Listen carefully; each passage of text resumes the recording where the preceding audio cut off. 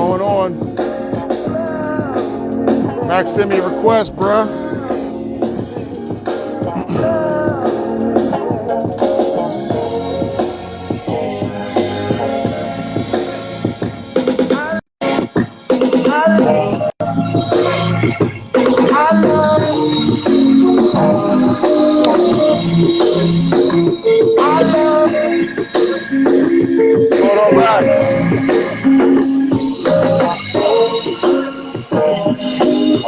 Give it another minute. All right.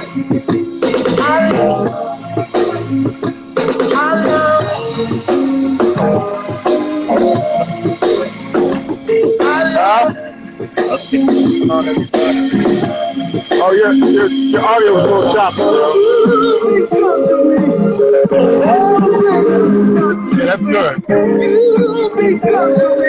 good.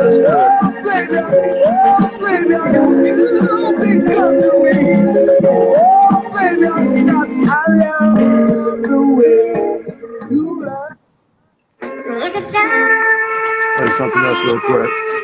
Just gonna give this 301. We're gonna give it a little bit of time. What we've noticed is that it takes people a little while to kind of get doing what they're doing, you know. Absolutely. So I don't mind, man.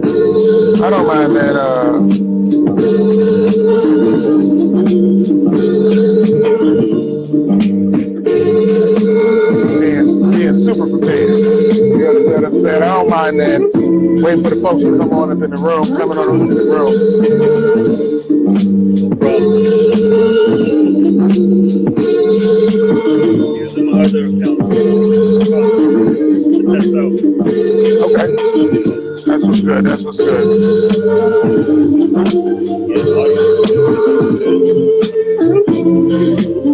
Yeah, it looks clear, man. I like whatever you did.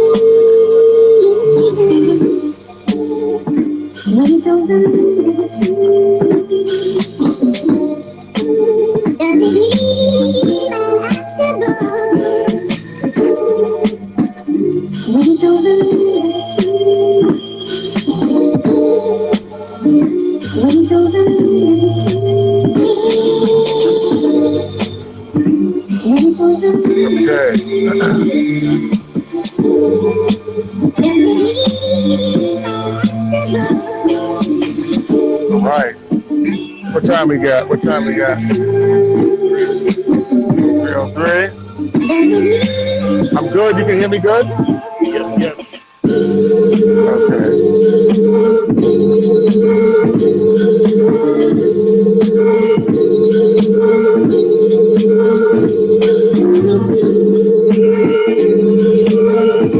Give it to 305. Ready. Share this right now. Share this with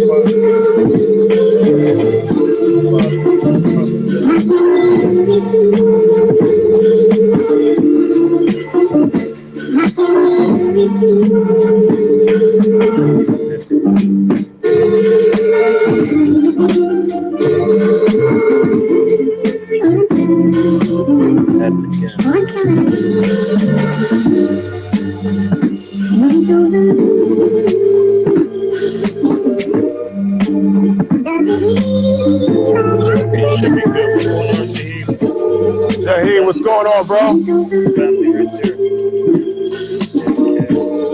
What's happening? Where we at right now? Got about 2 more seconds and we're going to get started with it.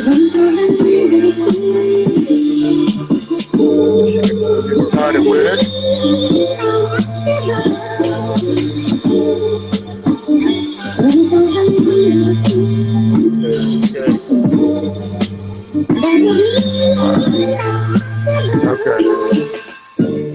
Turn this down. Let me turn this down.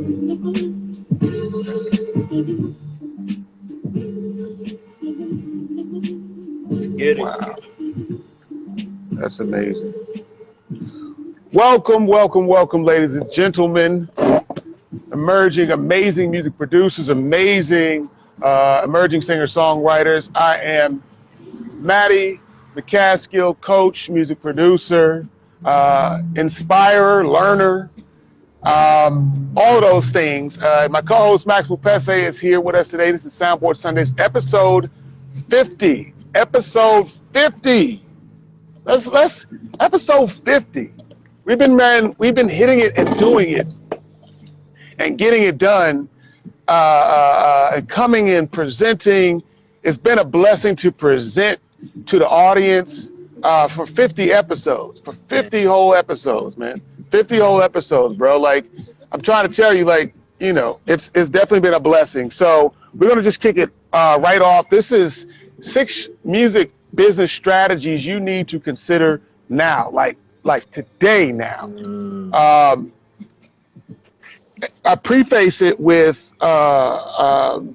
you know, just in music business, so often either we're thinking either too much about the bigger picture or we're getting focused too much on the minutia, right? The more immediate things and not thinking about the bigger picture. But I've seen that what it takes to stay focused, to stay motivated, right? When you're working on that day to day, when you're putting the steps in front of each other, the baby steps, is that we have to make sure that we remember, okay, what's in the grand scheme of these things, right? What's the grand scheme of these things? So I thought about the fact that music business is just one avenue. Music business is just one avenue, right? But you need to be really, really, really dope in music business. If you're just emerging, if you're just getting started, or you're, you know, been doing it for a couple of years, you need to know what you don't know, right? So that you can continue rising up and get to that place where your music, as a music producer or a performing artist, singer, songwriter, is valuable so that people want to what? Pay you. After that, though, we have to start thinking about, okay, what's after music? Or how can I diversify music, right? And just, again, we don't have to do it for a long time, but what we need to have a grand scheme and say, okay, this is in the grand scheme of things, this is what I want to do, and now let's get back to being focused in on a day-to-day task as to how to get there at that point. So we're not going to change the structure of this, and so we have our book bars. Yes. Where readers are leaders, and every Soundboard Sundays. You know what I thought about, Max? I thought about telling the folks today that why the book bars are super duper important. And it's because it's personal development, right? I remember talking to just some folks online, or just sharing some stuff with some people wherever it happens to be, because I have to be of service to people wherever I happen to go. So I said, personal development is, if you have the attribute of consistently developing yourself, whether it happens to be in relationships, whether it happens to be in business, all of those things, you will be successful, right? You will be successful. It's not even about making the money. It's about who you become getting to that specific goal. It's about who you become getting to that specific goal, and essentially at the end of your life, what do you want people to say about you? And learning more about yourself, practicing those skills, those traits, bringing in certain people into your life, removing certain people out of your life, right? That's the personal development side. So that's why it's so imperative that we read these book bars at the beginning of these lives, so we can set the tempo of saying, hey, this is about personal development. Yes, we got skills and habits and things that we talk about here, but ultimately it's about developing yourself. All right, so let's get into it. You know what I'm saying, with the book bar. What you got, and I'll share after you, bro. Absolutely. So I'm still reading Profit First by the one and only Mike McCaskill. Yes. And I'm at page 169. So that's right before the last chapter. I got a chance to read it a little bit this week, so I'm grateful to say that I'm gonna be there. I'm gonna finish this book for sure. Right. Now, I read this paragraph which really made me think today. Towards the end of 169, he says, "It's common for us it's common for us emotional humans to give up the stuff we can no longer afford." Parentheses. And then he says, "or couldn't afford in the first place by small degrees." Listen to this. We cling. We keep hoping that something will turn up and save the day. And so we dole out of the pain in the small increments, biding our time. Mm-hmm. We do this because we hate loss. More specifically, we have a far greater desire to avoid losing something than we have to acquire something. This behavior response is called loss aversion. Yep. And it made me think, just like as an example, let's say you win $10. For the average person that's sometimes, well, for the average person that is not necessarily grateful, they win $10, they tell themselves, okay, it's not too much of a big deal, it's $10. However, once they lose it, it's like, oh man, we live in this cruel world. I can't just hold on to things, and you start to blame other things. However, you got to look at it from a perspective of you're gonna win as much as you're gonna lose, or sometimes you may even lose more than you win. And that should not necessarily affect your psyche. And you got to understand it's all about, it comes with the game. Wherever, in any particular industry you're in, you're going to lose. And that loss is always going to be greater at the end, because you're going to learn more than you earn. Yeah. That loss, you're going to that learn loss aversion. Yeah, exactly. Is heavy. I think that, yeah, I mean, it's crazy how heavy loss aversion is versus to gain, yeah, that's amazing. That's crazy. I don't even want to take too much time. You summed it up right there. Appreciate it, man. So I finished the Confident Coach, and I wanted to just share book bars from it before I move on to the next book. I'm moving on to Profit First for Minorities. So it's written by Susan. I can't remember the sister's name or whatever like that, but for I think minority businesses. Essentially, AKA black-owned businesses, because that's really imperative. That's really imperative. And so I was like, I want to get her book. Plus, I mean, she like McCowitz licensed out, his formula to her to write it from her perspective. So he gets the bag too. You know what I'm saying? So, but yeah, I think so that's my next book. Anyways, all right. So, it says this last part of chapter 14, which is building balance, right? Building balance in our life. It talks about including the spirit. Okay. And so it says that we are simultaneously beings. We're simultaneously spiritual beings having a human experience, and human beings having a spiritual experience.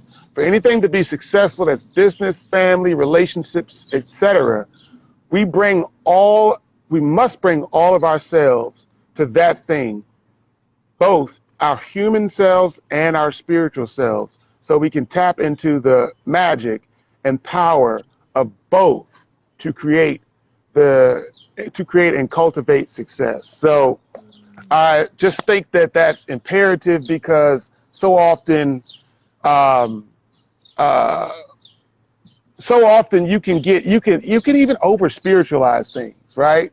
Where it's just like, whatever you happen to believe in. I know that a lot of people, when I was, Christian and stuff like that, brothers and sisters would say, I believe that God will do this and that God will do that, so on and so forth. Which it's not that the Most High won't, and it's not that it's not in the scriptures that he won't, but every single time that there was a story of the Most High showing up in people's lives in the scriptures, they had to do something. There was something that had to be done, whether it was rubbing some mud on your eyes to be healed, dipping your body in some water 7 times to be healed, getting oil and making a cake. You know, a bunch. There was always something that needed to happen. So there was always an activity that needed to happen. Conversely, on the other side, I've experienced that stuff where I'm just bang, bang, bang, bang, bang, hustling, right. Not taking time to feed the spiritual aspect of myself. And I just end up feeling like lost, right? I end up feeling like, yeah, I'm here, but I'm empty. I always feel like there's something missing. And so, you know, again, you don't got to call it the Most High. You don't got to call it Yah, which is what we call it. But you need to call it something. You need to understand that there is an entity outside of yourself that that you need to tap into, that will give you that essentially supernatural power, you know, to attain that level of success and to be able to tap in. Because if you sit there and say, oh, it's just, man, it's just by my strength, you're like, if it's just by your strength, anytime you get sick, that's it. You know what I'm saying? Because you're lost. You know what I'm saying? You're not feeling well. So there's got to be something else, you know, some supernatural, some spiritual factor that is a part of your being that you tap into to be successful holistically. So anyway, that's my book bar. That's heavy. Yeah. That's been happening to me. Okay, she said, what's going on, Kimmy? Happening to me and things. It's been happening to me lately, and things been falling apart for me because I've been neglecting that relationship. Exactly. Exactly. If and Kimmy, you know, like, you know what I'm saying, we neglecting that relationship. I mean, that's just like, even just a sidebar, like that is, I was telling you today, Max, like that's what like America is meant to do, man. Right. You know what I'm saying? America and the West in general is meant to hustle, produce, you know, hopefully hustle, produce, you know, maybe bump uglies together, have some kids, but don't, you know, work on family, don't get better, you know, fighting and all types of stuff like that. That's what America's all about to do, is in an individualistic country, you know. Canada, I don't know too much about Canada, but I would imagine before the Europeans came over there, right. You know what I'm saying? Before those Europeans came over there, some of those native Canadians interwove life and the spiritual factor a lot better than it is going on today. Absolutely, man. Definitely down in this specific country. And so what we got to realize is we got to look at things and say, yo, do the people who started this country, yes, they are successful, but at what cost? And we have to say, how are our spiritual bank accounts set up? How are our spiritual bank accounts set up? I know so many people, quote unquote, peoples of color. I don't know. I mean, that's a cool sentence, but I think it's weird because it's to say that that people of European descent don't have any color to them, and people be beige and pink and, you know what I'm saying, all types of colors. You know what I'm saying? Really light brown, you know, all types of colors. So I don't. Go ahead. Eddie Griffin said that. He's like, oh, yeah, the white people are the real people of color. When you get mad, you get red. When you get hurt, you get a bruise, you get blue. You turn out to be blue. Turn out to be blue. When you're sick, some people turn out to be green. You know what I'm saying? So, but going back to what we're talking about here is that this country is made to have you struggle with this quote unquote work-life balance, you know, with having this work-life balance. And I mean, right, the real rat race, right. You know what I'm saying? The real rat race is meant to have you thinking about, yo, all I can honestly, man, think about is myself, because my needs aren't being met. My needs aren't being met. So what do I do is, man, listen, I got to make sure that my needs are met, and that's at the cost of any body. But that's counterproductive to business, right? Talking about, like, it's counterproductive to business. Like, we want to make money, but every single coach that I have seen, businesses that I've looked at and studied, they say, what's in it for the person that I'm trying to pitch the stuff to? Right? They say, what's in it for the person? So that therein lies the success, is caring about. Hold on 1 second. Oh, good. Yes. Caring about your brother and sister, your fellow human being, right? Beverly Bellevue, what's good? What's good, beloved? We're about to get into these 6 music business strategies She's you need to consider. coach, by the way, yeah. You said who? No, I was gonna say she's an amazing coach, also. Oh, amazing! Excellent. So Beverly, again, the job of coaches, but even listen, emerging music producers and singer-songwriters, your job is to say what's in it for the listener. Yeah. What's in it for, if you're a music producer looking to position yourself and pitch to artists, you've got to say what's in it for the artist. How can I actually solve their problem? How can I solve their problem? And that takes time to think about.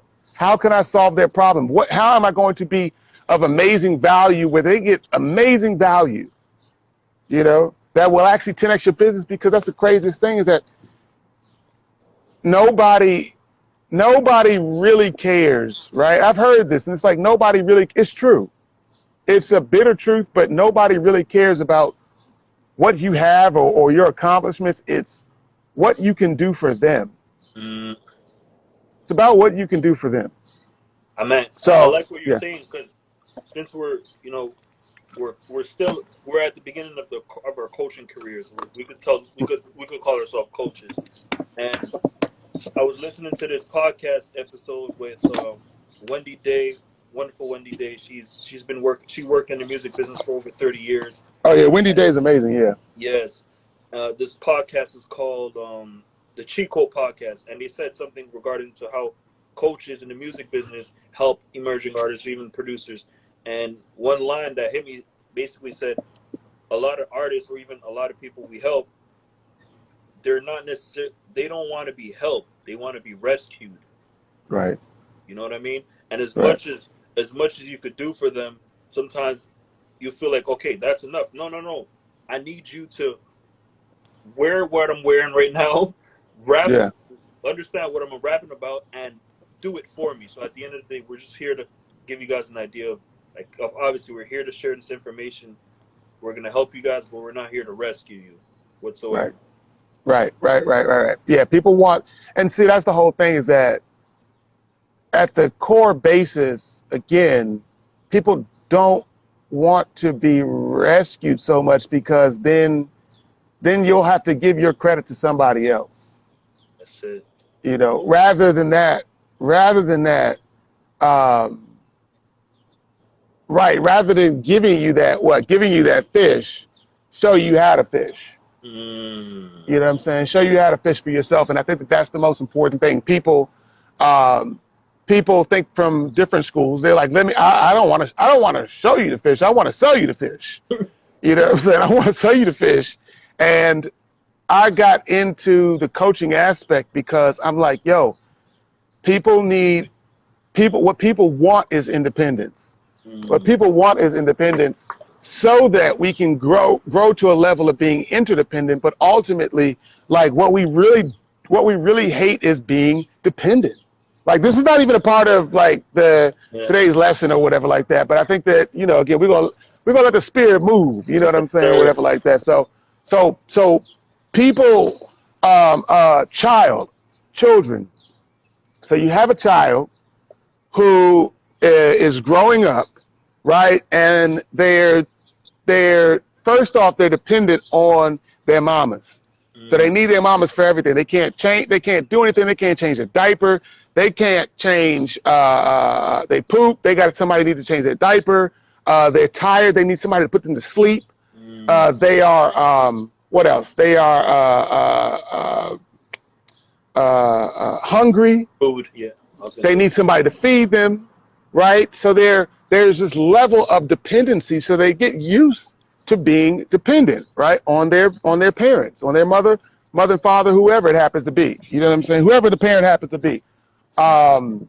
Aunties, grandparents, you know what I'm saying, uncles, whoever the parent happens to be.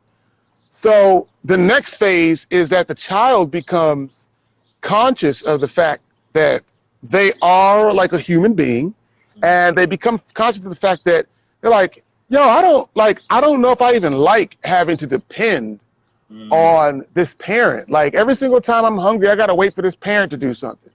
Every single time I'm sleepy, I gotta wait for this parent to put me to bed. Every single time I wanna hang out with like my favorite friend, I gotta like wait for my parent to take me there. So the natural course is that the child begins to desire independence and then begins to have a resentment towards the parent, because the parent, DJ, what's going on, bro?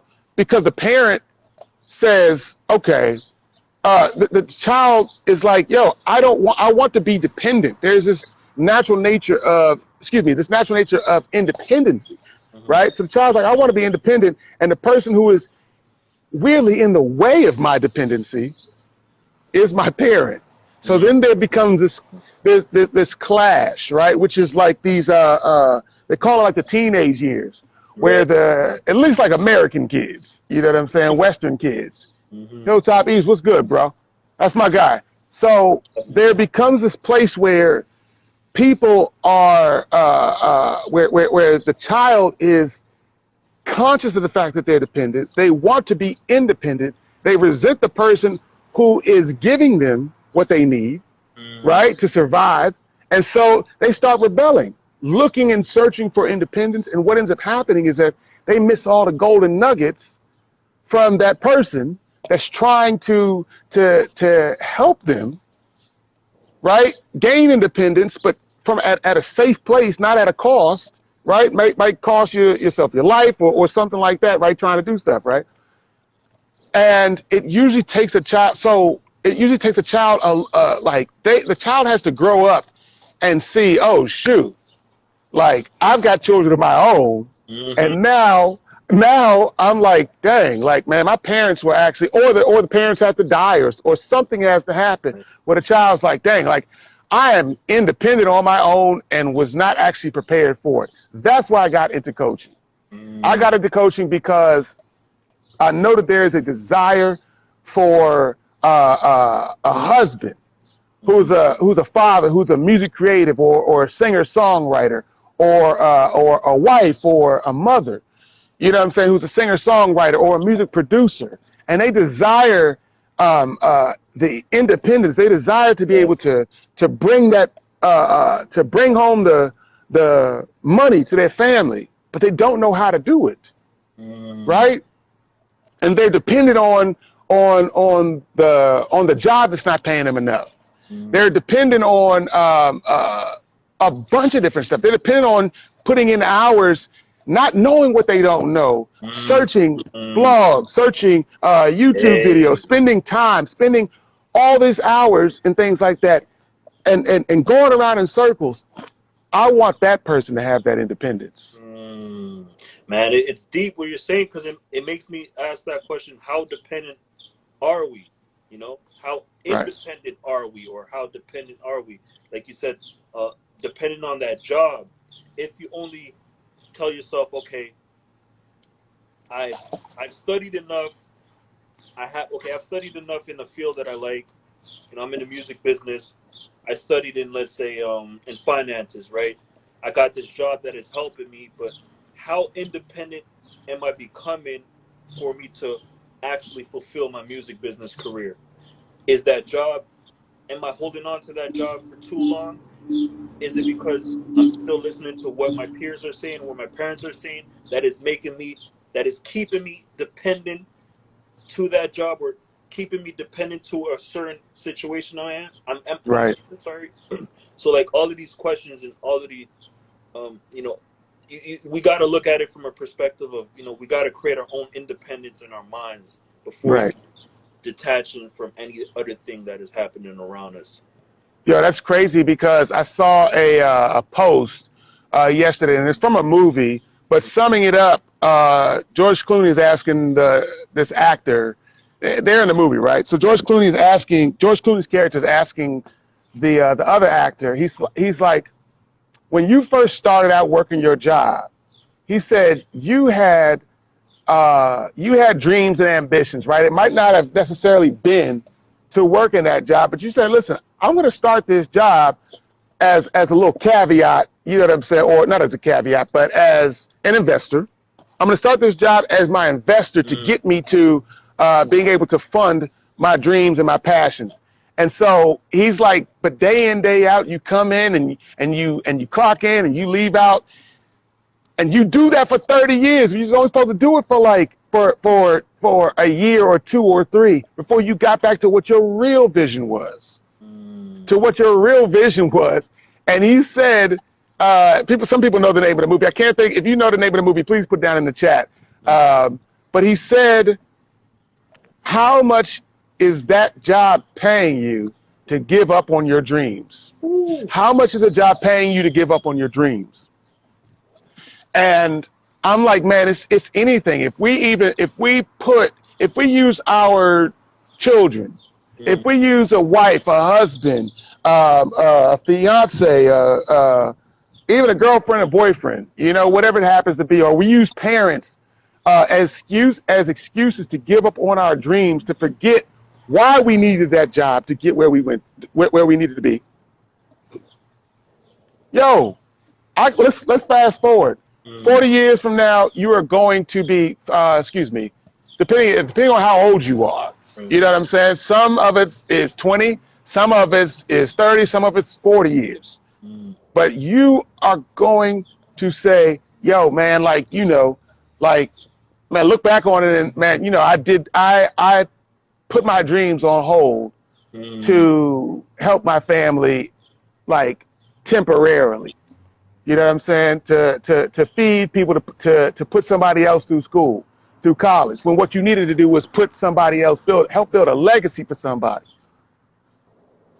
And their children, right? How long, speaking to the parents, how long is it going to take for you to work, for you to get your kid through elementary, junior high school, college, for your kid to work whatever it is that they're doing and whatever field that they're going into, for them to be able to live out their quote unquote dream. That's going to take years. You might be dead by that time.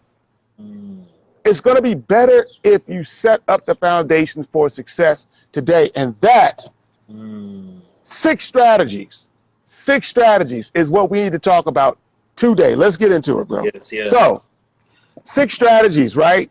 They're not in any specific type of order, but they need to be thought about today, because if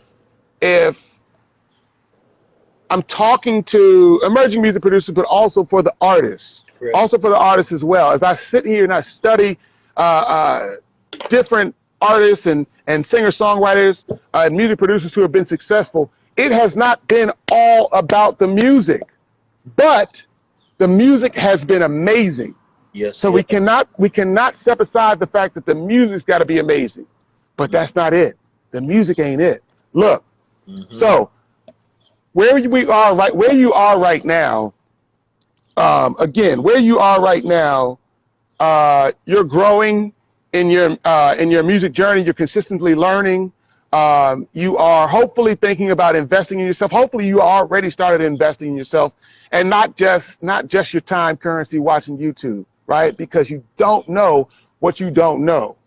You need to have organization. You need to have something that's structured so you can go like this versus going here, all the way around. That's what YouTube is all about. Amazing free resources. I've learned so much, but one thing I learned is that, It does not give you an organized game plan to getting from point A to point B. That is coaching, courses, books, mentorship, workshops, something that you need to make an investment in, right? Something that you need to invest in. 100%. Successful people make investments. So this is, okay, but we're going to give you some real strategies. Okay, so here you go. Yes. So one is, the first one is take detailed inventory of how long it takes you to make a finished song. So right now we're talking to different varying levels of music producers and stuff like that, but we're in the stage 2 of the music producer and the emerging artist, right, Max? You know what I'm saying? This is wait, hold up. Yes. Stage. April, May, June, right? Okay, so we're headed into like the last month of the stage 2 emerging artists and music producers. Then we'll be going into stage 3. Correct. Teaching the lessons all this year, teaching lessons, actual lessons, tangible steps that you need to take so that you can essentially become that successful music producer or emerging artist within about a year's time and things like that, right? But we don't have time to go into all of the stuff, so, but we're giving those things. So yes. Taking detailed inventory as to how long it takes you to make a finished song, right? You want to do that, and then what's going on, Mr. Damon Live? What's good? What's good? Do me a favor, share this with 5 people. We're talking about 6 strategies, 6 music business strategies you need to consider right now. Yes. The first one is, again, finishing a song. It doesn't matter where you are. A lot of the times we haven't made an inventory of how long does it take me to finish a song, right? And for music producers or even the singer-songwriters, once you get a melody, if you're a music producer and a singer-songwriter combined, you just say, how long does this process usually take me so that I can streamline it and I can measure it? It needs to be able to be measured so that you can say, all right, so if it takes me, 2 days, to finish and complete a whole song, it takes me 2 days to complete a whole song. All right, then boom, X amount of days, I will have X amount of songs. Hold on one second. X amount of days, I will have X amount of songs. So you can say, all right, if I'm looking to have a strategy of releasing 52 songs, 1 song every week, right? You can map that out and then run your play. And then you got a whole year worth of marketing strategy and things that you can drop, right? You can get ahead of the curve. And the beauty of having things mapped out is that when you get inspired, when you want to do something on the cuff, you can do that on the cuff and not have to worry and not have to get in this scramble mode of, oh shoot, man, what do I do this week? Oh shoot. They need to be measured, right? So have a detailed inventory of what it takes, how long it takes you to get that song from the beginning to the end, ready to go to market, and get faster. That's what I want you to do. That's step 1. Or not step 1, but that's strategy number 1. Strategy number 2 is start developing merch ideas now as an emerging music producer or artist. So often, busy versus productive. Exactly, Mac. You said that. Busy versus productive. So often, we get locked into something, which is extremely important. Extremely important to get locked into whatever it is that you're doing, and keep your head down so that you stay focused.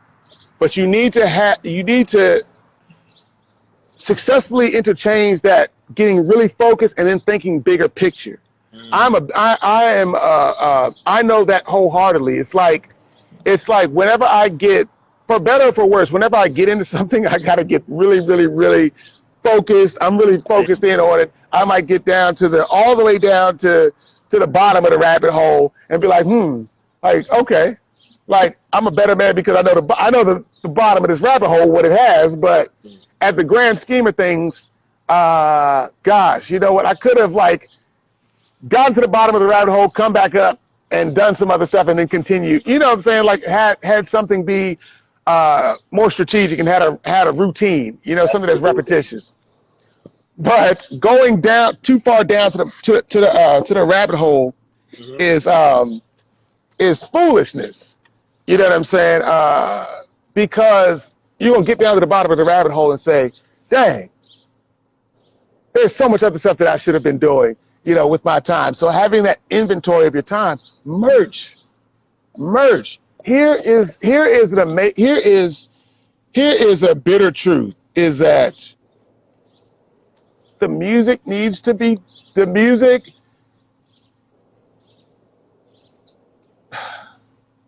I feel like the music needs to be dope. I feel like the music needs to be dope because if the music's dope, it'll take you. The music will take you. The really dope music has a really, really, really long shelf life. Yes. And that's imperative. Longer shelf life allows your music to transcend different audiences. Allows you to, allows you to place it in different markets. You know, so the music needs to be really good. But truth be told, there's a lot of trash music out here. Man. That's rising up, and there's a reason for that. There's a lot of trash music that's rising up, and from what I've seen from listening to elders in the music business, what I've seen is that here's what they're doing: is that they are music business. Major record labels have made a shift, right? They're like, we're not getting paid as much from making those hard copy CDs and all this, that, and the other type of stuff. So what we're doing is we are going to grab artists who don't know anything about music business, who don't have vision themselves. We're going to throw money at them early in the beginning. But what we're going to do is own them. Anybody know what perpetuity means? Anybody know what, like, Big Gip? Exactly. That's from that Big Gip interview, but he ain't the only person, Max. You know what I'm saying? Perpetuity means that somebody can own your likeness for the rest of essentially your natural life. So when you come out with bonded. So when you come out with your, you know, yourself, your name, and all that type of stuff, and you're like, yo, man, they about to give me like $6 million. That $6 million coming with a price, just like Blueface, right, Kimmy? Just like Blueface. Blueface is, you know, who knows exactly. Blueface talking about, yeah, I'm owned to, you know, like 4 different labels, bruh. That's called that's a musical train. That's what that is. Mayday MTL, what's going on, beloved? That's a musical train. And I hate to be frank like that, but that's exactly what it is. It's just getting passed around, and by the end of the day, you ain't got nothing but just a tired body. You know what I'm saying? Like, you know, and you just got... Universal is getting a good portion, but you won't meet those executives. And they right. see you from far. They look at you from a bird's eye view. From a bird's eye view. So you get used up and then you're trash, right? So that's why you need to be thinking about these strategies right now. So developing merch ideas. Really quick, obviously you got merch ideas. It needs to go with your brand, but thinking about your brand, what are your values? Again, back to personal development. You need to understand yourself and stay, essentially what they say, 10 toes down. Stay 10 toes down on your values and your principles. Not everybody's going to agree with your values and your principles. That's back to understanding personal development. I needed to know that everybody's not going to like me. Everybody's not going to like what I stand for. But I don't need everybody. And you don't need everybody. That's 100. So you need to know what your morals, values, and your principles are. Stand on them things and create merch around those things. Toby Nwigwe, hopefully I said that correctly, and Nell Nell, the I still have a producer. hard time saying it too. Yeah, like you gotta be Nigerian or something like that. You know what I'm saying? But it's always them like them words that like start with like an N and like the next letter is like a W I think or it's like Negwe. I think it's Negwe, if I'm not mistaken. is it Wigwe? I think Listen Negwe. more and talk less. You have to eat 2 ears and 1 mouth. Sky is the limit. Exactly. Exactly. Do me a favor, Mayday MTL, and share this, please, with at least 5 other emerging music producers and singer-songwriters. We're out here giving out the game. We're out here giving out the game, and we want some people to get this in real time. So, developing merch ideas. Yeah, I think you're right, huh? No, Matty was right. LOL. I don't know what I was right about. I'm going for it. Yeah, last name. Oh, okay, cool. So, anyways, just watching their progress, they put out a song like every week, a dope song every week. They put out a dope song every single week for I don't even know how long it was. Kimmy, you're a big Toby fan. How long did they put out a song every week? How long did Toby and Nell put out a song every week? But not only did they put out a song, y'all, they put out visuals. They put out dope music. They put out dope visuals, and then they had merch. Then they had merch involved, right? So their slogan is "Buy merch, not music." Buy merch, not music. Now I disagree with that a little bit because I know that from the artist standpoint, that if you just go straight up artwork and straight up music producer, yeah, that's where you get paid from the merch, you get paid from the shows. It can take a little bit of money. It can take honestly, it takes a lot of streams. You know what I'm saying? It takes a lot of streams there. People can support you. You know, by buying, you know, if you have a Patreon and things like that, you know, that's another thing that artists and music producers should be thinking about getting into is Patreon, giving people behind the scenes exclusive stuff, and they can support you because I do believe in it. I really wish that we could. I was listening to Kendrick Lamar's album. And it's amazing. I was going to ask. Burner's Junket Closet, blessings. I listened to Kendrick Lamar's album. It's amazing, and I was like, yo, I would love to just pay Kendrick $1. Think about if all of Kendrick's fans just paid him $1. Just paid him $1. You know what I'm saying? Just paid him $1, right? Or think about if our fans, if your fans, right? We see some folks if your fans just went directly to you and just say, yo, I'm giving you $1 because I appreciate the content that you're putting out. I appreciate the gem that you gave to me. If it can get directly to the person, that's another way to how to support somebody, right? But okay, all right. Because I get excited about these, and we just don't have time to go deep to do deep dives into this type of stuff.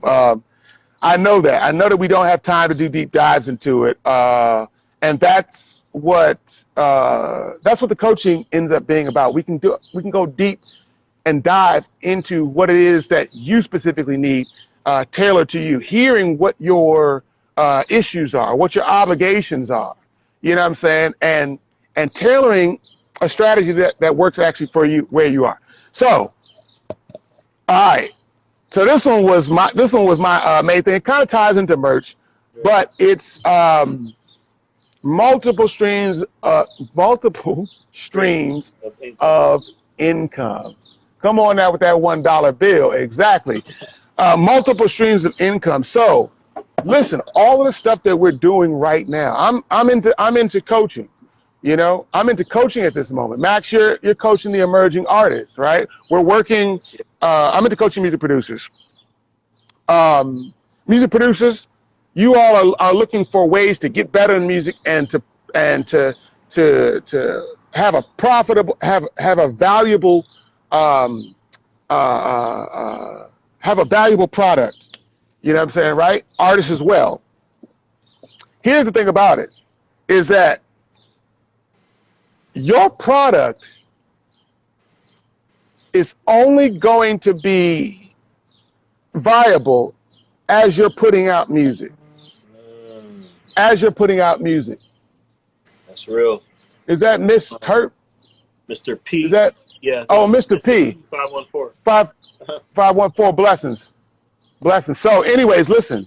So your music, this is the thing is that, you know, we just want, I just want to make money from my craft. I just want to do what I love. I just want to do what I love. That's amazing that you want to do what you love. But the fact is that if you just want to do what you love, it's all contingent on you doing it. So that means don't get sick. That means don't have a day where you're just like, yo, I gotta take a day off. Like I'm mentally not there. You know? Yeah. So, you know, self-employed. That's real. Right? So that's where we talk about, again, music being one avenue. I think about I was listening to Big Gip from the Goody Mob, amazing brother. Yeah. Goody Mob was one of my favorite groups, and Goody Mob and Outkast, and I don't care, we can argue about this. Goody Mob and Outkast is the sole reason why Atlanta is on the map right now. Sole reason why Atlanta is on the map right now. 100%. All right. So Big Gip is just talking about how he transitioned into the cannabis business. So now he's got, you know, drinks infused with cannabis, all that type of stuff like that, right? Here's why. He's like, man, when they were working with LaFace Records, the advance or the money that they got to sign, right. He was like, yeah, we got 20K. I'm gonna let that sit in for a second. They got 20K. Hold on a second, because I'm outside, because it's nice outside. But they got 20K. He said, man, I went to the strip club. He was like, I might have got some gold fronts. He was like, blew that junk. That thing was gone.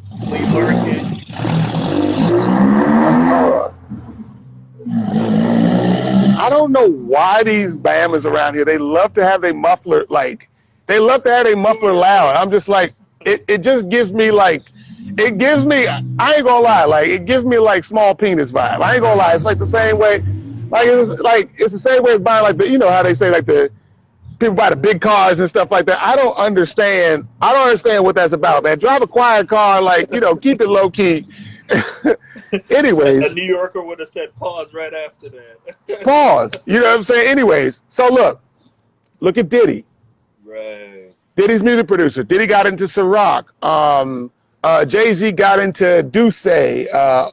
Other types of investments. Right? Can you send your live to our followers? I believe you can share it. I believe that you can share it. So do me a favor, is share this live in your stories. Yeah. That'll help. So think bigger, right? Think bigger. Think stocks. Think real estate investments related to music or not, right? If you're into cannabis, if you smoke weed or whatever like that. I don't really smoke weed. I don't have a problem with it. But if you smoke weed, think about how you can get into that business. Right? If you have something else that you're into, if your message is about, you know, health and wellness in music and stuff like that, or if you agree with that as well, think about how you can partition into the health and wellness space. Right? Thinking bigger allows us to be focused and to stay committed on the minutia stuff when it's just like, yo, like, y'all gotta do this again. This is tedious. You know what I'm saying? It's tedious doing this work right now. I gotta do this again, so on and so forth. It's tedious. That's it. But that's the whole point, is that you gotta, man, be focused in on the bigger vision so that you can handle the baby steps that are necessary. Because if we focus so much on that bigger vision, we're gonna skip over baby steps. 100%. So Rick Ross bought the Wingstops. I wanted to tell y'all about Shaq. Shaq's investment assets alone, investment portfolio alone, is $400 million. $400 million. We appreciate you, because Carzillion. You look at a commercial, Shaq pops up on every other commercial, man. But look, really, that's something okay, I need people to understand this. So Shaq works on, he's on ESPN, right? Shaq's on ESPN. Yes. But at the same token. TNT, sorry. NBA TNT. Oh, NBA TNT, right. Shaq's on NBA TNT. That's one stream of income. He's working. He's got to be there. Mm-hmm. Another one is the commercials, right? He gets paid for the commercials. He's got to be there. No problem with that. But he's built a brand around himself. And, you know, again, he had Shaq had, anybody remember Shaq Fu, the video game on Sega Genesis? Shaq had that, Joe. Shaq's been in movies. The movies was trash to me. But I can't hate that brother's ambition. You know what I'm saying? Shaq was. Yeah. But no, man, what's good? What's good? So we're talking about, for just resetting the room real quickly, we're talking about 6 strategies. 6 music business strategies you need to consider right now. 6 music business strategies that you need to consider right now, right? So, Shaq owns, let me see real quick. Look, y'all. Shaq has owned and sold, right? So you can own them as a franchise, and then you can sell them. 155 Five Guy burger restaurants. I don't know if y'all got Five Guys up there. Yes. Y'all got Five Guys up there? Yes. Okay. So, Five Guys, which totaled 10% of the company's entire franchise portfolio. He also owns 17 Aunt Annie's pretzels. Y'all got Aunt Annie's pretzels up in Canada? No, I got it. Okay. It's just like a pretzel. Yeah, it's just like a pretzel. They're honestly my favorite pretzels and stuff like that. But he owns 17 of those and 9 Papa John's. Y'all got Papa John's up there? Yeah, recently just got them. Okay, cool. I mean, they're okay. You know what I'm saying? But bottom line is people shop at Papa John's. That's including his, he's a shareholder. He's got stake in investments in, I think, Forever 21 and like 5 or 6, 7, you know what I'm saying? So he's a shareholder in these other companies. What are we saying here? What are we saying here, y'all? Investments, multiple streams of income. Taking that bread, you know what I'm saying? Taking that bread that you have and what you call it, reinvesting it to make more money. That's it. Yeah, don't pay no mind. They're bots. Okay, word. You can tell by the amount of people watching now. Right. So to make more money, you know what I'm saying? Listen, like I said, we're going to talk to the bots and we're going to talk to everybody else. So anyways,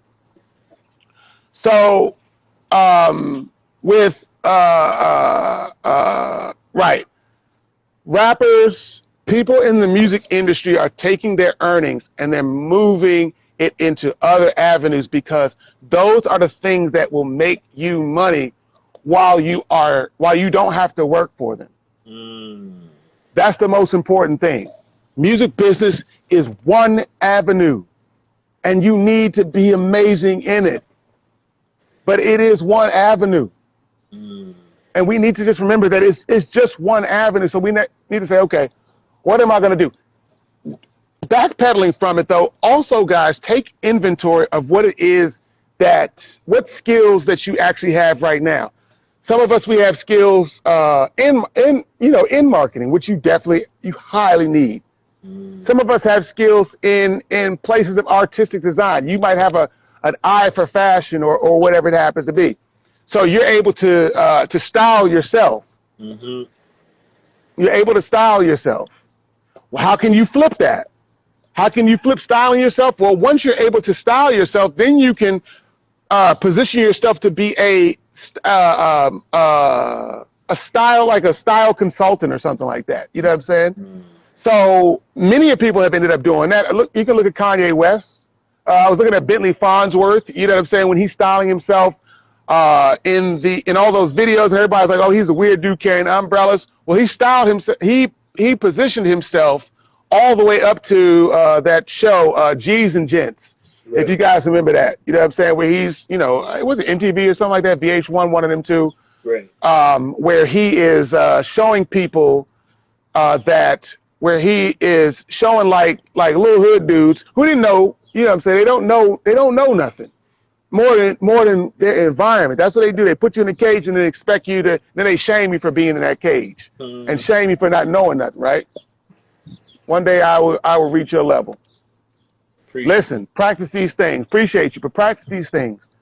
I'm just a human being who traveled through wherever you are at this moment. I've been there. The quickest way to get to my level is to have a guide. Don't think that you need to do it by yourself, and think of yourself as being a big business, and say, "Yo, I'm about to make some investments." So right, I don't even got time to be going. I got so many strategies, bro. You don't have time to be going too deep in on these strategies. But just to let you guys know that it's gonna be bigger than the music. But the music got to be dope. Anybody who's into Reasonable Doubt, Jay-Z, yes, Reasonable Doubt, this music that's being put out right now, you guys, majority of this music is not NFTable. It is not going to be popping. Think about, like, ain't nobody's grandparents gonna be, in 50 years, you ain't gonna be wanting to like dance to like all this like hoe stuff and all this like gangster music. You're just not.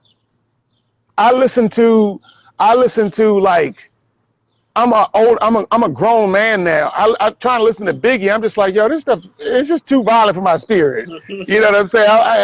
I'm not even there right now. You know what I'm saying? But it was dope music, but I'm not even there right now. It wasn't like even something that's giving to my being, to my spirit, let alone. So what is all this music right now that people are putting out right now? What is this junk doing? What's the shelf life of this music? That's what Kendrick is. Kendrick saving the game, so to speak. Really. Kendrick saving the game. J. Cole. I mean, somebody watching this thing, you need to be saving the game. That's it. Some music producer watching this thing, you need to be making that music that is going to allow an artist longevity, right? Quincy Jones is a music producer, a singer, a songwriter. He's not no singer. What he does, music producers, is he produces the whole thing. He orchestrates the whole thing. He composes and helps write the songs. And guess who's getting paid? Quincy Jones. He invests. He spends that bread and says, listen, no-name person, come sing on this track. This is what I want you to do, so on and so forth. That's his music. So I never want music producers to think just because you do not sing the music that you cannot put out music. Look at DJ Khaled, another big example. Yes. Diddy, another example.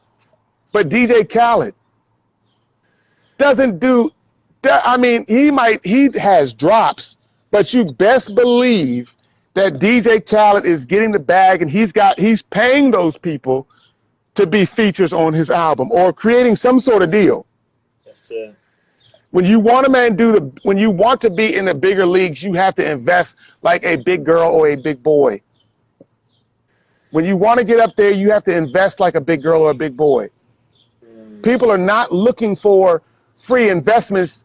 Real business people are not looking for free investments to multiply their income. Shoot, hit my thing again. Hold on one second. Questions? Gosh, man. Let me see here.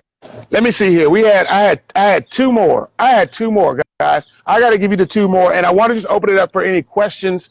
Any questions? We are here to answer. I think, Max, we could be here to maybe like 4:15? Yeah, 4:15. So another 10 minutes. And I'll give it to you really quickly. I had a whole thing, but I'll give it to you really quickly. Create a song for children. Create a song for children or an album for children. Pink Fong. Anybody know who Pink Fong is or Ping Fong? Heard it on name in the past. You heard of it? All right, hold up. Let me check out the chat.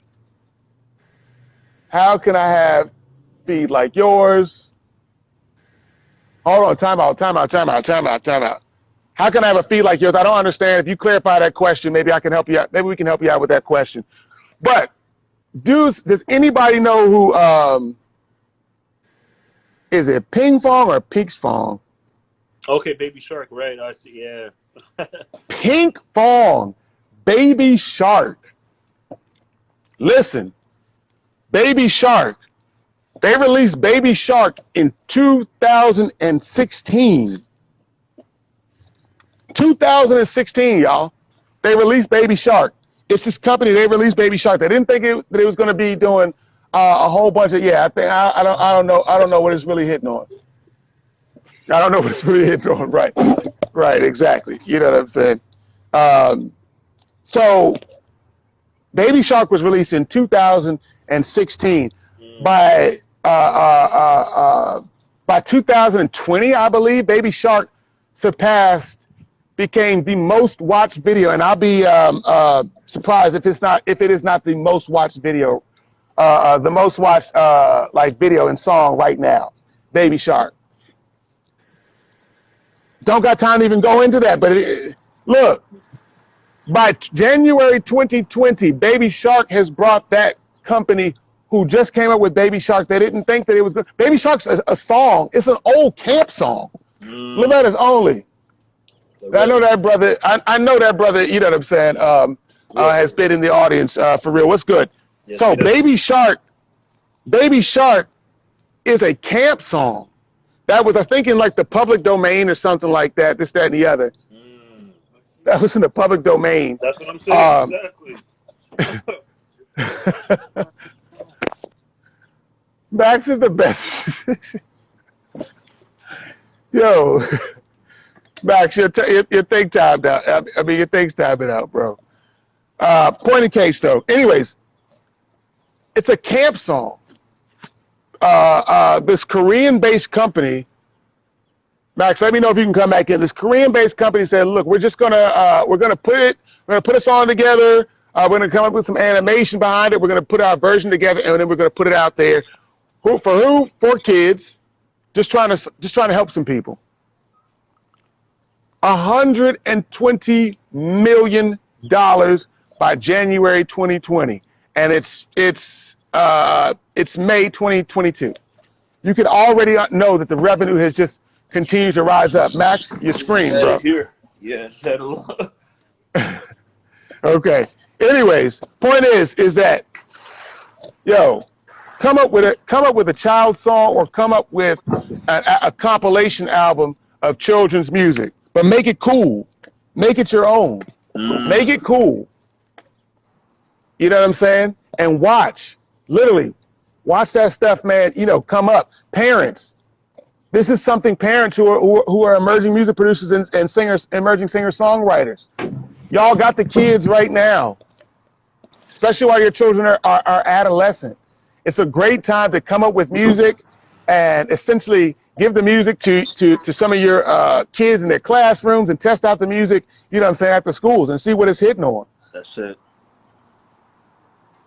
And watch the numbers, man, rise on up. $120 million. And that's how a lot of these TikTok songs are blowing up, because these children are dancing to it. Exactly. Exactly. That's how they blowing up right now. So, hold on one second. It just got viral today. Okay. So anyways, and then the last one was write and or produce. I have to say this because my older sister, who is older than me, I look up to her. I love her. She was in the music business, and now she has pivoted to real estate and killing it in the real estate industry down there in Tennessee. Go holler at my sister Matty McCaskill. But she told me, essentially, I was making ballads. I was writing ballads. I was like 13, 14 years old and writing ballads on the piano. She's like, yo, do you have anything with some bop? Any music with that's upbeat? Something that's like, you know, maybe like a dance, something that's trendy or something like that. Max, you got kicked out, bro. I don't know what's going on. So I said, no, man, I'm creating ballads and things like that. Or I didn't even know what they were called. I was just doing the music that was up in my heart. And obviously they ended up being ballads because I did not have Matty Chef is the god of music. I'll take that. I don't know. Max, what happened? me try to get my co-host back in here for the end of it. Max, okay. Okay, there we I sent go. your Connection. okay. Have to change locations and all of that. We're here. Let's do it. Okay, cool.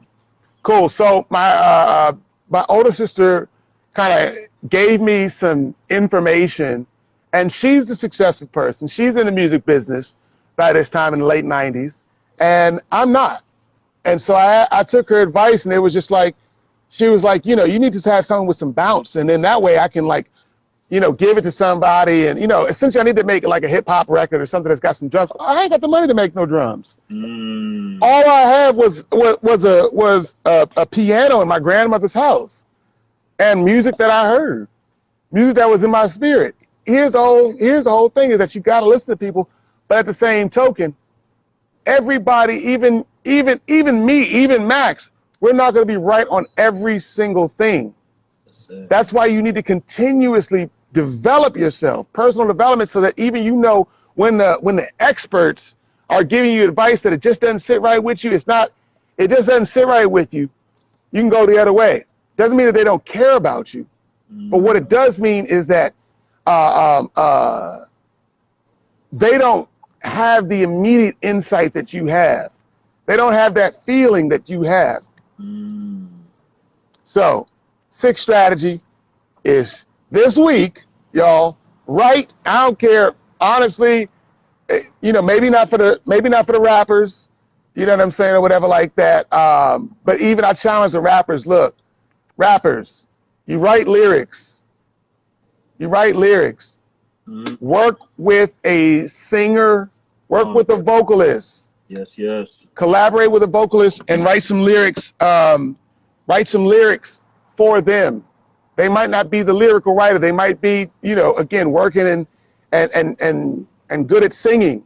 And good at singing. They might want to collab with you. Right? Y'all might be able to build a relationship. You honestly might, rappers, you might be able to hop in the position of the music producer, the executive music producer, and say, listen, like, go ahead, like, what do you need? I have a song I want to have produced. I'm gonna get that song produced. And I need a singer who can sing these parts for me. And so now you're the producer. I like that. I was even thinking you could learn how to become a great host, because if you're able to host events, then it's going to be a lot easier for you to be on stage and learn how to perform in a certain way, because you're able to read the crowd. Right. Exactly. You're able to read the crowd. It seems like a lot of people are here scamming. Yeah. But so anyways, right. So write some ballads. I cannot stress this enough. Ballads. Music producers. If you just produce the hip hop, listen. Collaborate with somebody else. Get some of those melodies out of your head, and instead of like, you know, having it be in like a certain tempo, maybe you slow it down. You know, and give it like a ballad like tempo. Right? Because ballads are timeless, especially when you don't have like a bunch of like electronic elements in it, and you don't have like, let's just say, reverb that's kind of that reverb, and even like, you know, like drums and things like that can unless they're like, you know, like live drums and stuff like that, the music can sound dated. But when you got like just some strings, or you got just a piano or just a guitar, that stuff is timeless. 100%. Create more timeless music.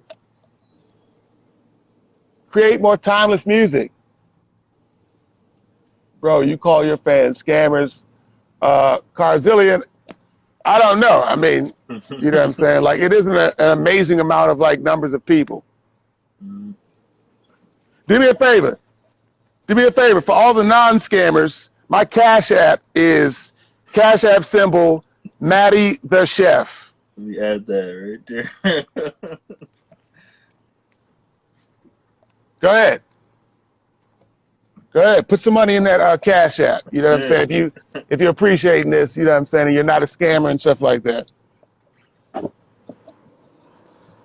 So, anyways, for any of the people, are there any right, right.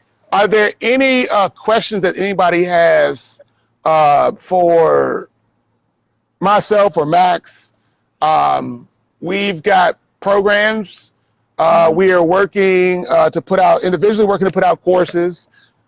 These things cost, but on these Soundboard Sundays, we're here to serve the community. And when we open it up for questions, yes, sir. That's your time. Oh man, hold on one second. That's your time to ask some questions, right? That normally need to be charged for. They normally need to be charged for, and they normally should be charged for. But this is your time to ask these questions, and we will give you the honest answer, something that you can take to the bank.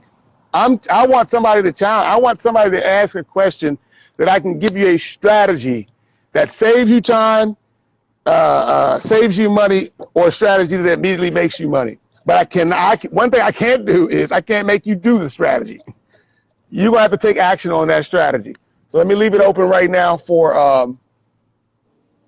That's it. Like we said earlier, we're here to help, but we're not here to rescue you. Right. I love that, man. Here to help, but not here to rescue. I absolutely love that. Mm-hmm. Anybody have any questions or any comments on what we talked about today? These 6 strategies that people need to know.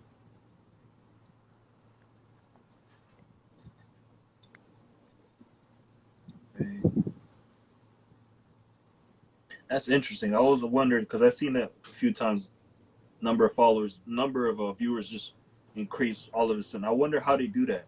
We're all I wonder how y'all do that. It's great. I wonder how they do that. Like, hey, we could just screenshot it. That becomes our social proof. People tuning in. Say less. Yo, you're out of control, man. Like, you're out of control, bro. That's absolutely hilarious. But anyways, like, that's crazy, because I'm just like, came in a little late, but y'all definitely were giving some good gems. Yellow Red. So did you have a question or anything like that, bro? Where are you in your music journey? Yes. Got a question for you. Where are you in your music journey right now? Press 1.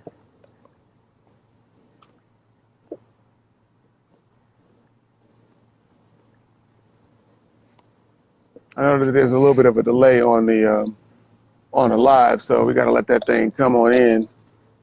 No doubt.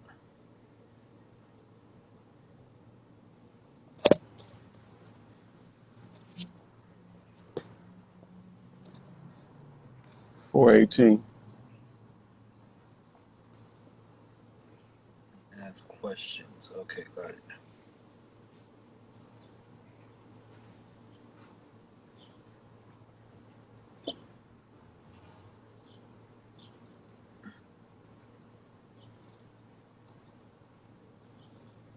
Getting back to writing, I've been focusing on the podcast. Okay, got it. Wonderful. I'm actually getting back to writing. I've been focusing in on my podcast. Okay, cool. So, what's your podcast about? Oh, I know what your podcast. I think, yeah, I was on your podcast, bro, for a hot second. You know what I'm saying? But you said you're getting back into writing raps or songs. You know what? Press 1. Just press 1, because it's honestly, press 1 real quickly to come on live. And I'd love to just chop some stuff up with you and be able to reverberate some ideas or an idea or something, and have some sort of transformation. I feel like, however, I've noticed a growth in my followers. Raps, okay. I'm gonna send you a request. gosh, where is this? Like with all these different people. Man. Okay. Yo, Loretta's on. I sent you a request, bro. Let's get it. Come on live if you feel comfortable about it. I mean, you come on live. So, yeah, come on live, and we'll chat about it.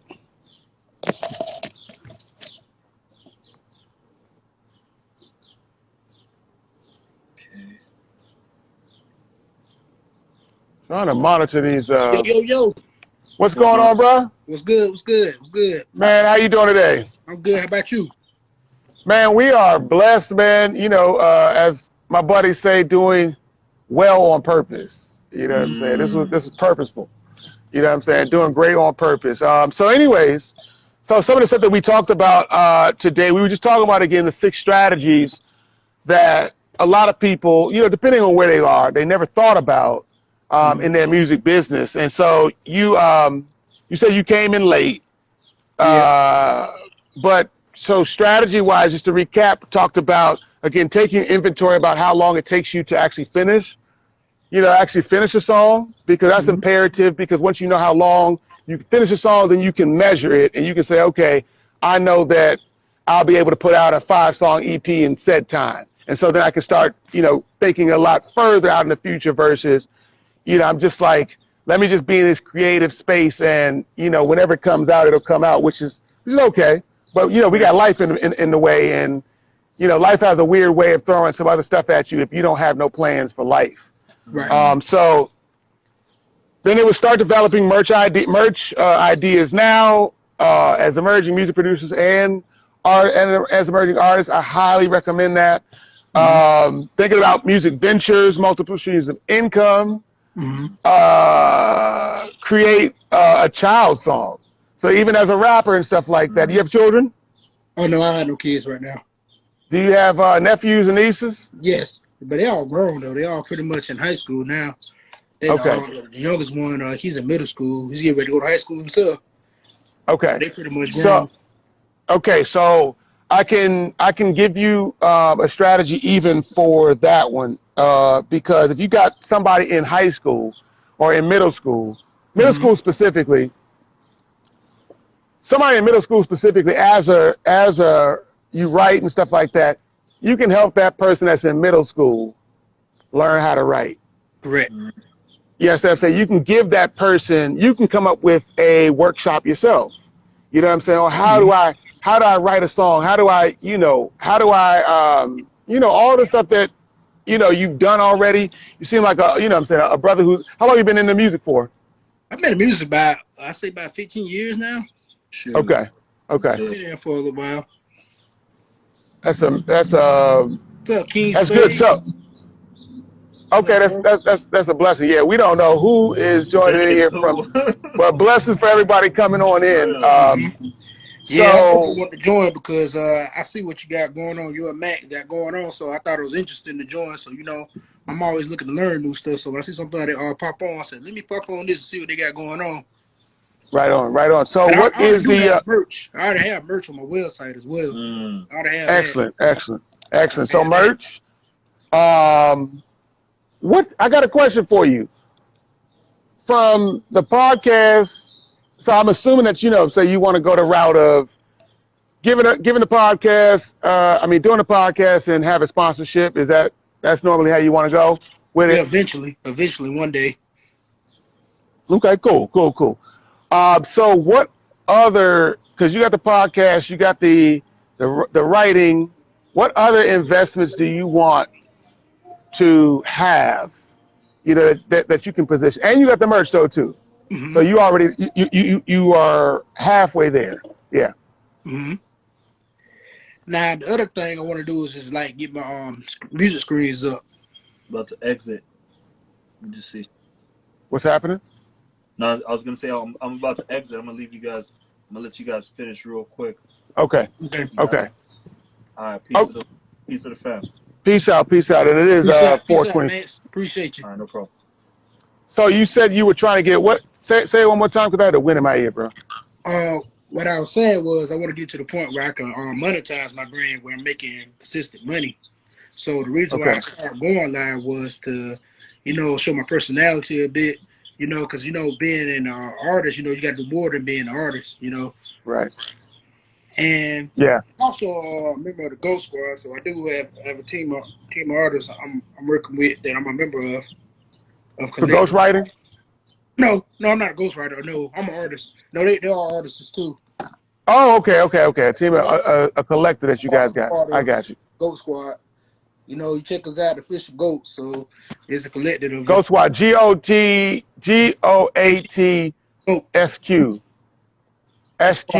Squad. Squad. Okay, Ghost Squad. Okay, definitely. So I'm a member of that collective. Right. Okay, so I'm talking about like investments into. Have you thought about like, what you want to do with the, with the investments and all of that, like outside of stuff. So outside of stuff that like that doesn't have to pay, like you don't have to go out and go do the work for it, and it will pay you. I get what you're saying. So you're saying basically like automated things like that's automated? Automated, yes. Yeah, like email marketing, things like that.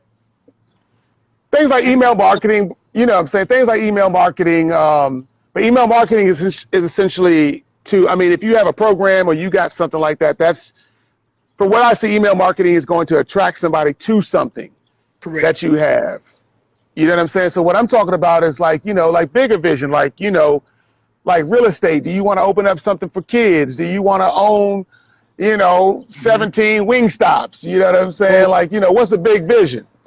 Oh, yeah, eventually. But, first I got to get this first off the ground first to get that going. Then I can move to that. But, yeah, right. Definitely, because that's the end goal. Eventually, you can make money off other things. Then you can venture off the other things. So, yeah.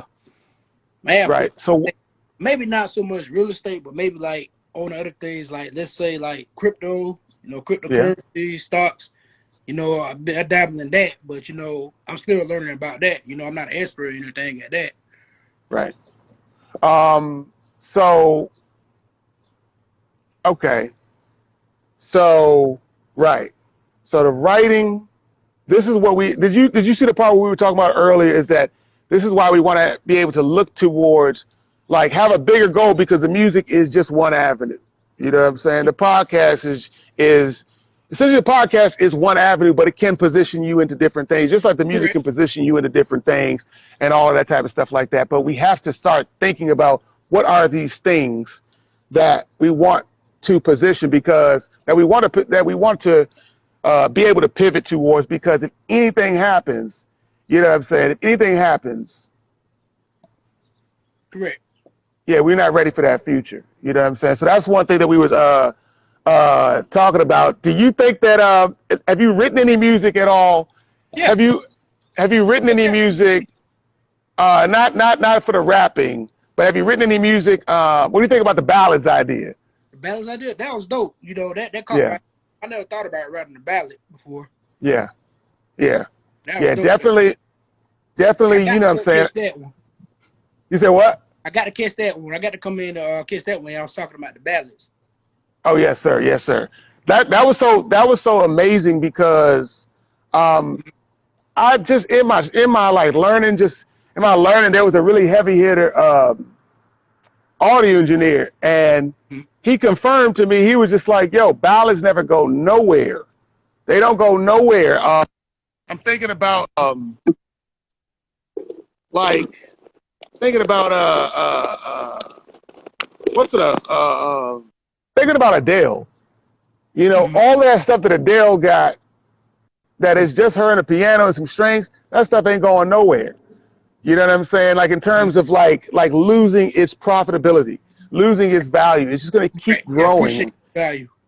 It appreciates, man. You know what I'm saying? Like, it appreciates really, really, really well. So, I think that the one thing that we didn't talk about is those investments. And I highly, again, with the cryptocurrency, how are you learning about the cryptocurrency?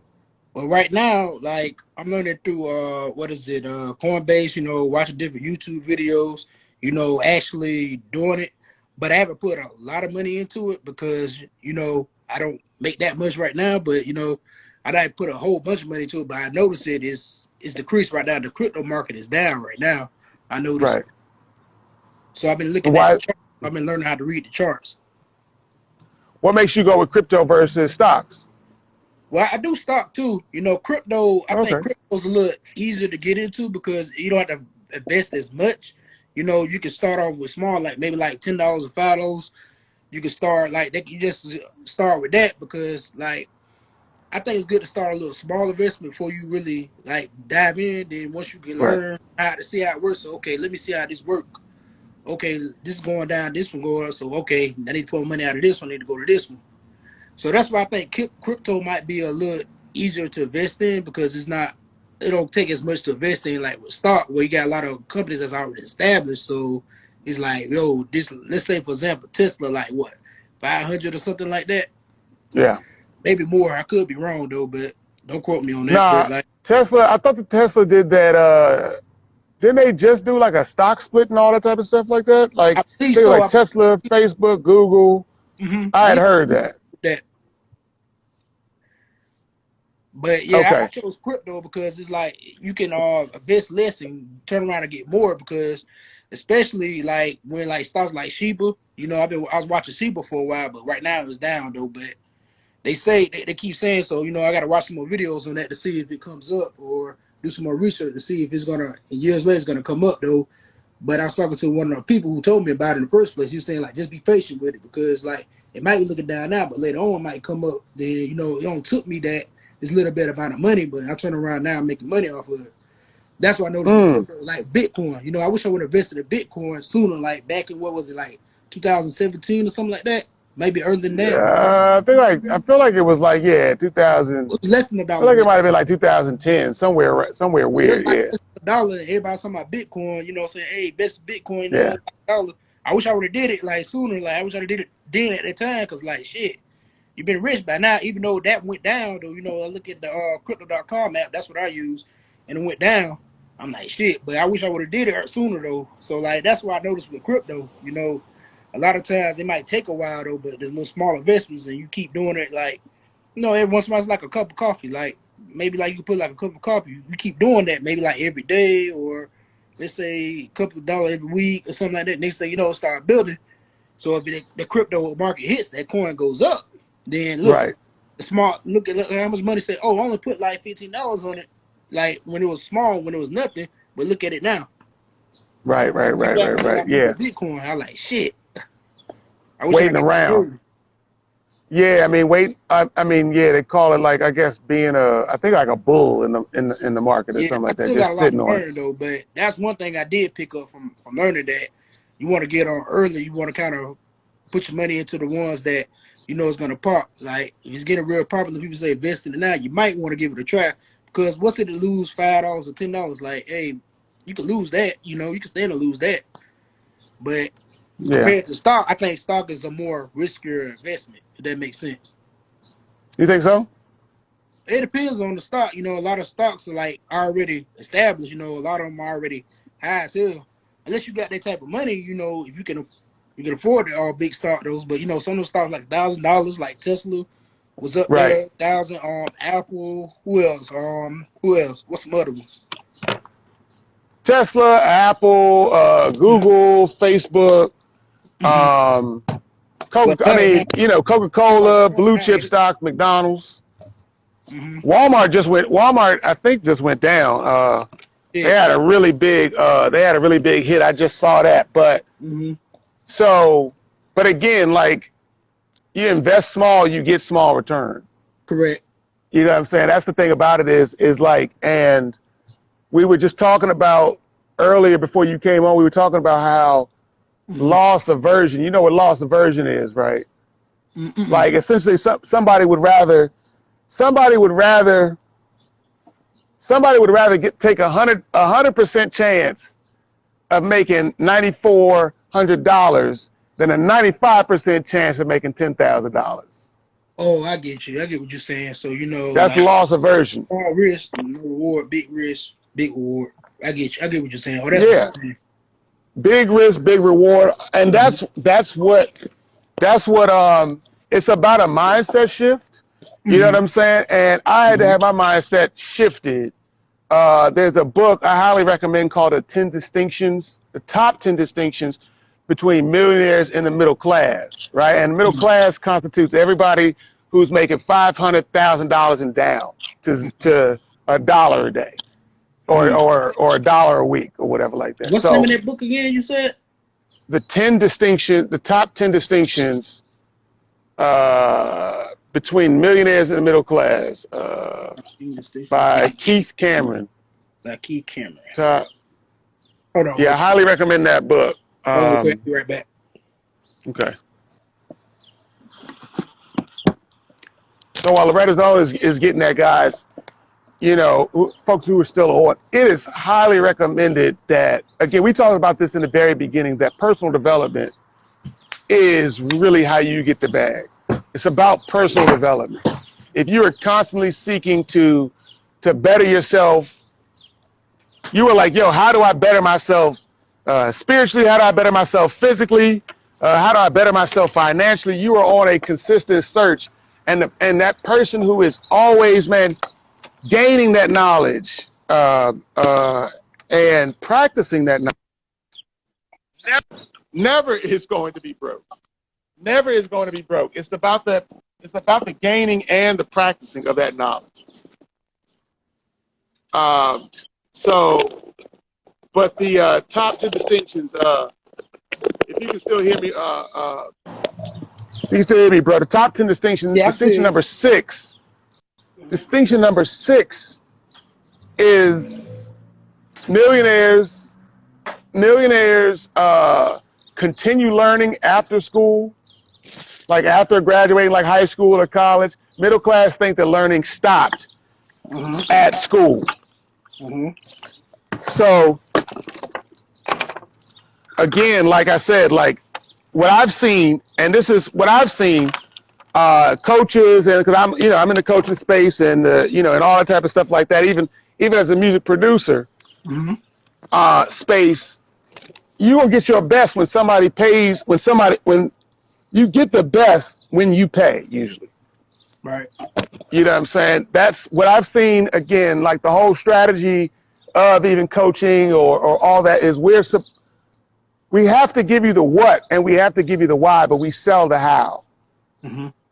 So even watching even spending the time currency, watching the YouTube and things like that, free resources and the learning, that's still the time that you have when you could have been investing. And now when you could have been investing, so even taking what you're talking about with the stocks is that you can have somebody who has a structured plan for you, and you pay them for that structured plan. Wednesday this week, the stocks rise up. You invest tomorrow on something with a structured plan, and you've made a whole bunch of money, right?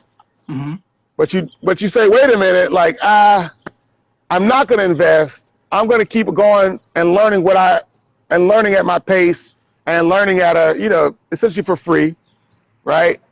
And here's the thing is you will learn what you're trying to get, but you never know like about that timing, bruh. It's the same way in music, same way in writing, same way as strategies, same way as the emerging music producers. You never know that the timing is going to come by. It's going to be a festival that they're going to like be looking for you. Right. You know what I'm saying? And you needed to, you know how a bunch of these artists, rappers right now, they dry on stage. These performing artists are dry on stage. They don't have there's no presence. You know what I'm saying, on stage. So yeah, you got something that bops, but if you don't got no presence on stage, you might as well, they might as well have just played the music and had a, almost like a DJ, forget the artist, we don't even need you because you're boring. Right. I agree. I'm not going to remember. There's no reason, you know what I'm saying? If you're over 30 or whatever like that, you know the craze of, if you're over 28, you know the craze of Michael Jackson. Right. Yeah. His performance, his stage presence. Performance, stage presence. Beyonce, stage presence. Right. You know what I'm saying? Coi Leray and what's her name? Saweetie. These are boring people. Yeah. That's why ain't nobody gonna remember them past this specific time while they hot right now. Nobody's gonna remember them. What's his name? Then you gotta man have some substance to your music. Cause what's the gentleman's name? Did Old Town Road? Nas X. Lil Nas X. Yeah. I don't think that the music is great. I think that it's, you know what I'm saying, like it's on some hoe stuff. And I think it's popular and it's trending right now. But I'm like, what's the longevity of that? What is the longevity of industry, baby? You know what I'm saying? Like, it's like, what's the longevity of that type of stuff? You can be talking about, that ain't my bag, but you can be talking about the devil. You can be talking about all that type of stuff. But it needs to be good lyrics. It needs to be good songwriting.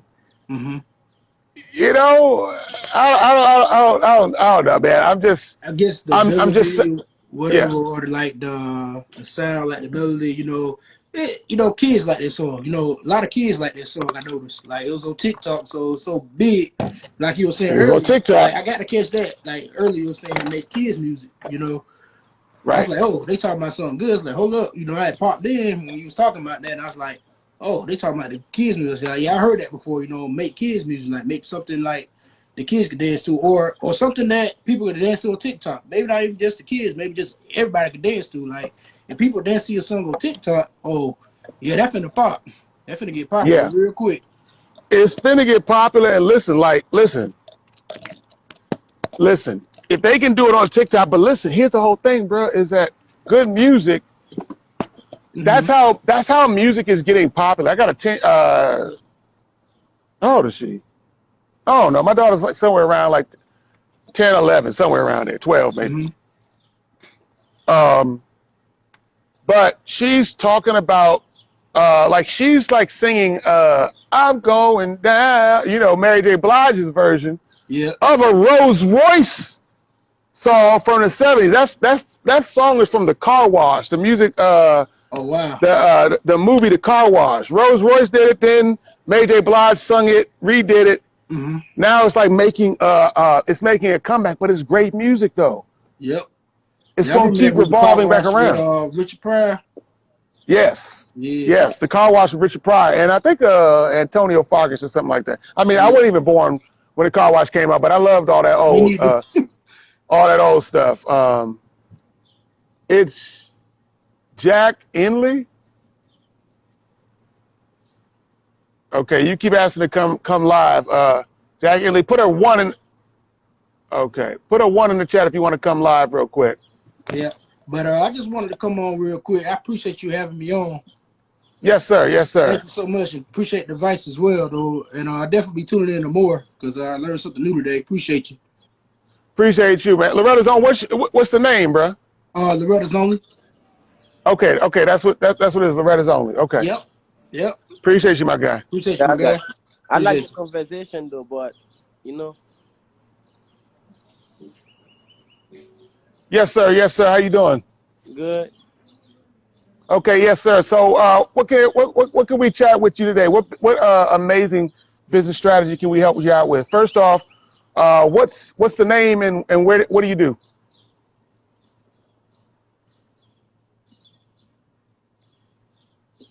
Okay, you buffering, my guy.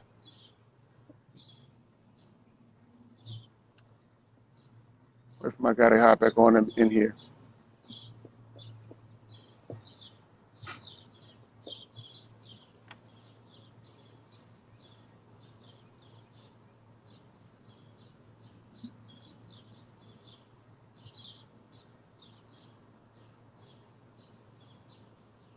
Okay, it's